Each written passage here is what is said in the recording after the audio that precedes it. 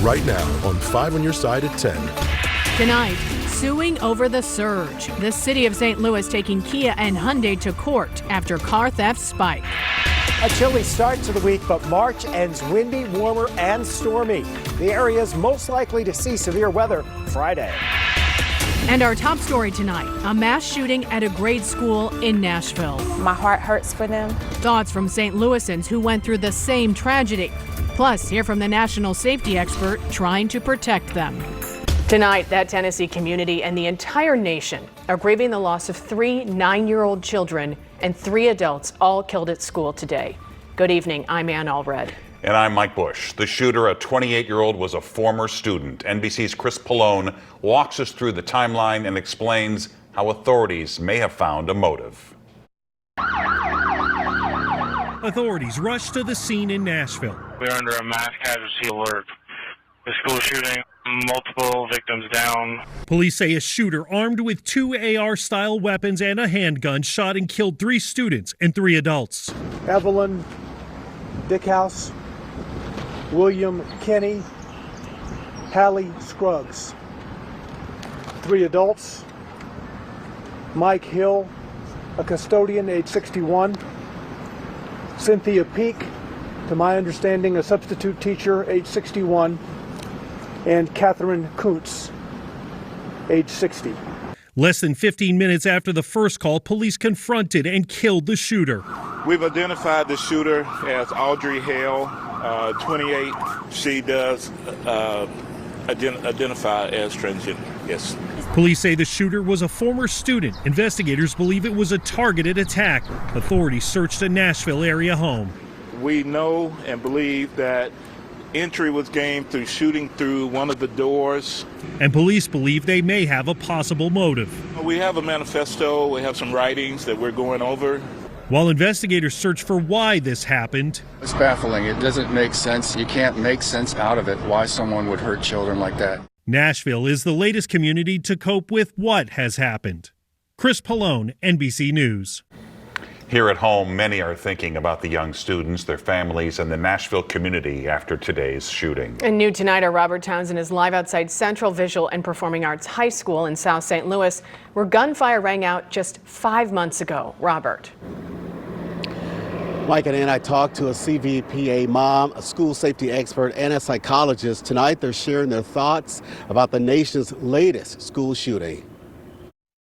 I'm sure there's a round of shockness right now. Monday's deadly shooting at a private Christian school in Nashville, Tennessee was an emotional and chilling deja vu for Vandina Washington of St. Louis. My heart hurts for them. She cannot stop thinking about the 3 children and 3 adults police say were shot and killed by one woman. I can't imagine what those parents are going through. 5 months ago, Washington's 15-year-old son, Brian Collins, was shot in both wrists and his neck when a gunman opened fire inside a classroom at Central Visual and Performing Arts High School. Brian's teacher, Jean Kushka, and classmate Alexandria Bell were both killed. I know what these next few days look like for those parents, and I know what the next few weeks and months look like for the staff.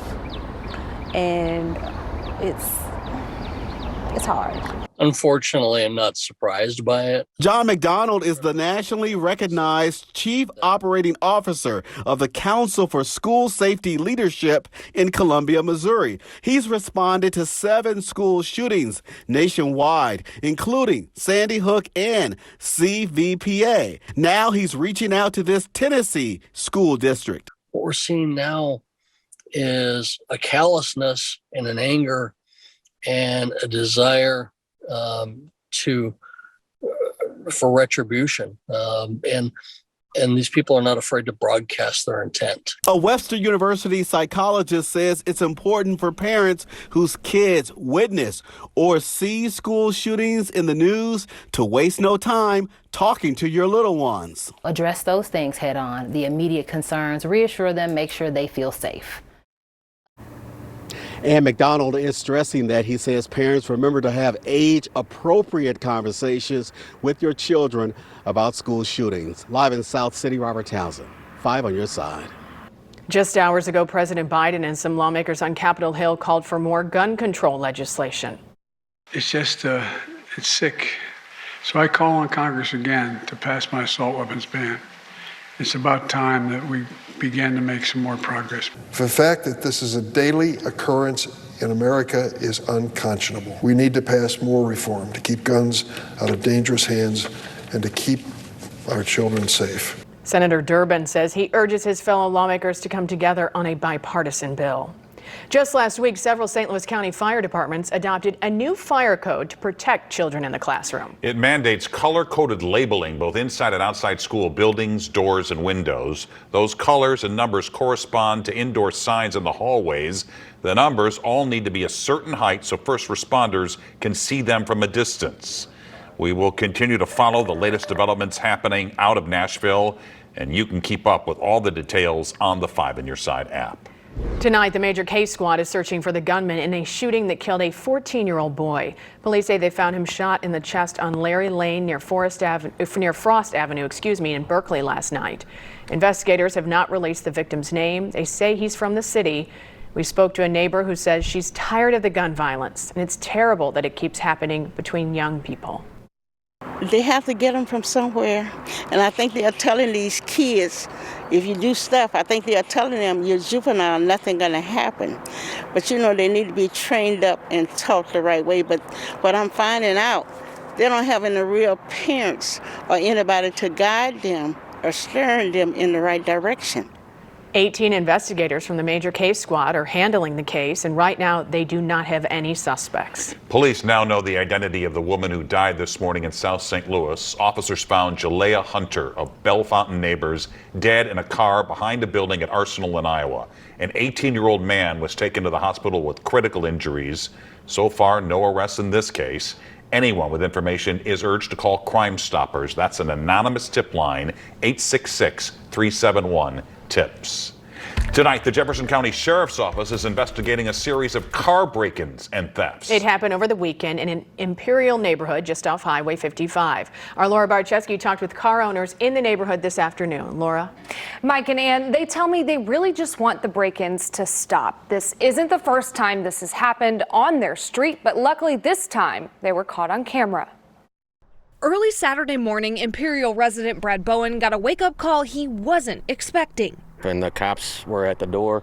Officer was at 3, and he said, "Hey, you need to come out. Somebody was going through your truck." His Ring doorbell caught the thieves rummaging through his truck parked outside his house on Kensington Court, but luckily he didn't have anything of value in there, so they left empty-handed. This isn't the first time this neighborhood has dealt with this, pushing many of them to get cameras. It goes in spurts. Sometimes that happened probably 2 years ago, but it's just right off the highway, and there's a new subdivision over there. Everybody got to be vigilant and lock their vehicles. That's the only way you can stop it.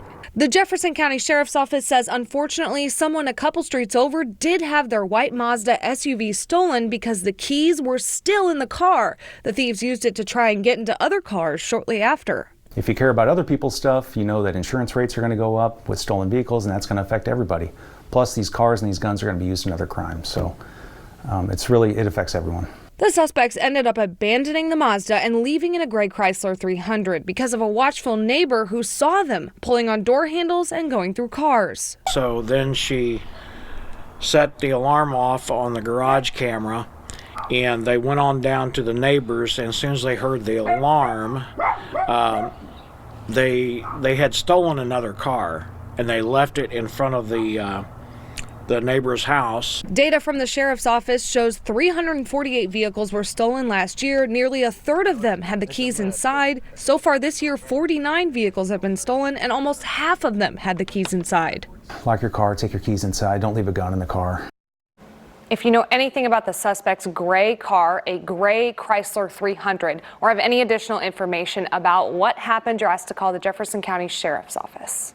Tonight, St. Louis is taking Hyundai and Kia to court for the city's spike in car thefts. In the last year, the two automakers have accounted for 88% of all reported attempted vehicle thefts in the city of St. Louis. The city says its police department has spent too much time and money investigating. Now the mayor wants the automakers to pay up.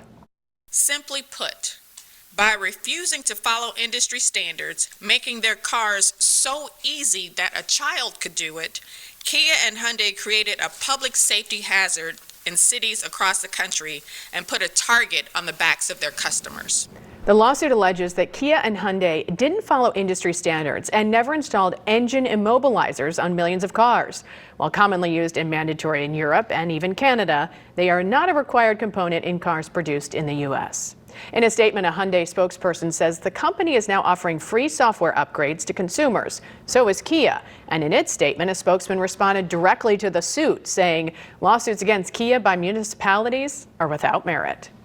Seattle, San Diego, Columbus, and Milwaukee also filed similar lawsuits against the automakers. The Cardinals are expected to bring a pretty penny into downtown St. Louis this season. Greater St. Louis and Explore St. Louis estimate that the team will generate more than $350 million in economic impact. The analysis says the games are projected to attract over 3.3 million fans. The home opener is Thursday against the Toronto Blue Jays, and later in sports, Frank Cusimano takes a look at how the Cardinals offense is shaping up this year.